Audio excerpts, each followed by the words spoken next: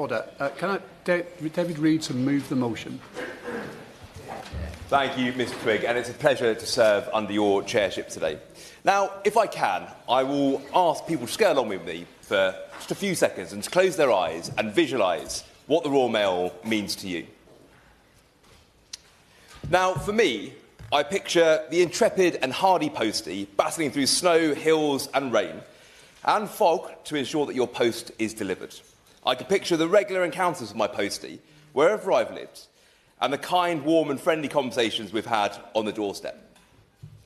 Now, fortunately, honourable and right honourable members will be happy to know that I'm not going to go around and ask what your visualisations are, but I should imagine it's fairly similar to what I've just described.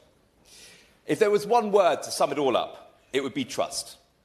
Trust in the Royal Mail Service and trust in an institution that has been a constant in British life for over 500 years. But we all know that trust is waning. We feel it ourselves, we hear it from our constituents, from family and from friends. The institution that so many of us have known, valued and trust is changing. And something must be done by us in this House to stop that decline. Now, before I turn to some of the issues and recommendations, I want to address the elephant in the room. The Royal Mail is facing significant external pressures. We all know that. Modern technologies such as email and online messaging have gradually sidelined traditional letter mail. And Royal Mail itself often says that it used to be a letters organisation that delivered parcels. Now it's a parcels organisation that still delivers letters. This challenge is not unique to the United Kingdom. Our friends in Denmark, for example, their state postal operator, PostNord, delivered its final traditional letter in December 2025, ending more than 400 years of national letter delivery. And from 2026 onwards, PostNord will solely focus on parcel delivery after letter volumes fell by around 90% since 2000, and we've faced a similar trend here in the UK. So for all of us here, that raises a broader question for our country. In this increasingly digital world, do we still value physical letters? Now, my answer, and I should imagine the reason why you're all here today, is a resounding yes. There is something secure about a letter passing through trusted hands on its journey to its destination. And as we all know, digital systems can fail, be hacked or manipulated. And at a time of growing international uncertainty and environmental disruption, I believe it's imperative that we must maintain a strong and resilient network of physical mail delivery. In this new era, with Royal Mail now operating as a privately owned company with overseas ownership, we must work with the company to ensure that the Universal Service Obligation, or the USO, is fit for purpose and, crucially, and this is the key point, understood by the British public. Now, I'm sure this will come up with many honourable and right honourable members' speeches today, but the failure to meet delivery targets is a significant problem. Under the current USO, Royal Mail is required to deliver 93% of first-class letters the next working day and 98.5% of second-class letters within 3 working days. Of course, be happy to. Giving away and congratulate him on securing the debate. Would he agree with me that the timelines that he's outlining haven't been met, but that has coincided with the remarkable increase in the cost, particularly of first-class stamps, in the past 5 years, and that's what drives the downward trend and trust of the community in Royal Mail to deliver. They need to modernise and be more efficient. So I thank the honourable member for his intervention. So, having looked at the Royal Mail numbers over the last few years, they've gone from significant losses. I think it was about 400 million 3 years ago to 200 million last year, to making a £14 million profit. And I think what we've seen over the last few years, because it is a privately owned company, and we'll come on to that, is that they have cut a lot of fat away, but they've also cut muscle away as well. So prices... I'll just finish this intervention and then I'll go. So they've cut muscle away. So prices have increased, but service has gone down. And I think this is completely unacceptable. It's probably the reason why we're all here today. I'll sit back down again and take you on. Thank the honourable member for giving way and for securing this debate. A recent Gallup meta-analysis of about 1.8 million employers found that meaningful increase in employers' well-being leads on average to a 10% increase in productivity. In light of that evidence, does he agree that it would be beneficial for the Chief Executive of the Royal Mail to meet urgently with the Communication Workers Union to ensure that existing agreements are honoured and that the well-being of the workforce is generally prioritised? I thank the honourable member's intervention. This is a serious point. I will come to it in my speech. We can talk about the Royal Mail service, we can talk about it for our constituents, but the posties themselves are experiencing significant trouble at the moment, and I'm sure that we've all had it in our inboxes recently, and it is an issue that I'll come on to, and I'm sure other members will raise it. But I do agree with him. Now, we know it's failed to meet both those targets for 3 consecutive years. And I think, speaking personally, I have very little confidence about when a letter would arrive if I sent one today. And if anyone could give me insight into that, I'd be very happy.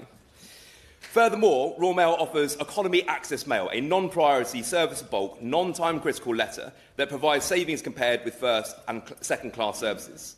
It typically delivers within 4 working days, often arriving alongside other posts, but it can take up to 5 days or more. Now, this helps explain, I should imagine this is probably what's coming into our inbox and the conversation that we have in our constituencies. This helps explain when companies or organisations such as banks or the NHS use this product, people often ask why their post appears to disappear for weeks, only to arrive all at once. This crucial point has not been communicated to the public in any meaningful way. Now, set against a backdrop where competitors can offer reliable same-day or next-day parcel delivery, it's easy to understand why public confidence in Royal Mail has declined.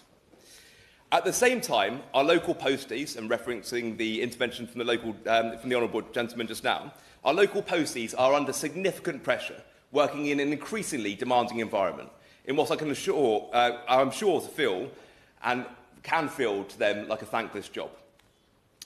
Members like me will have received emails from local postal workers asking for support and their concerns to be heard, and it's right that we give them the voice in this conversation. Now, I have no doubt that honourable members here this morning will set out a wide range of issues that they and their constituents have experienced, and I want to leave ample time for those contributions. But I do want to share one experience of poor delivery service that I've experienced with the Royal Mail, and it reflects what many of my constituents have been dealing with for some time. It's clear that these problems are not isolated, and getting a straight answer about them is far harder than it should be. In this case, public money was involved. Now, every member in this House will know that they can produce a non-partisan, publicly funded annual report to communicate with constituents. Yet in part of my constituency, that report was simply not delivered. I pressed Royal Mail on what went wrong and did not receive a proper answer, and I'm still waiting to receive one. When public money is used, as we all know, there should be clear accountability, and that's not happened here. The same applies to those paying out of their own pocket. Our constituents are paying for increasing charges for stamps and not getting the service they've paid for. And again, there is little accountability. And I'm sure that we'll hear similar experiences from colleagues here today. If the Royal Mail cannot provide an answer to a Member of Parliament about delivery failures, and I gave them ample opportunities to do so on many occasions, it raises serious questions about what an ordinary member of the public can expect to experience when they ask the same questions. Mr. Chair, this is the United Kingdom. It's not Russia. It's not North Korea. When something is paid for, people rightly expect the service to be well delivered. In the circumstances that it is not, at the very least, a clear explanation and reassurance that the problem will not happen again is expected. Of course.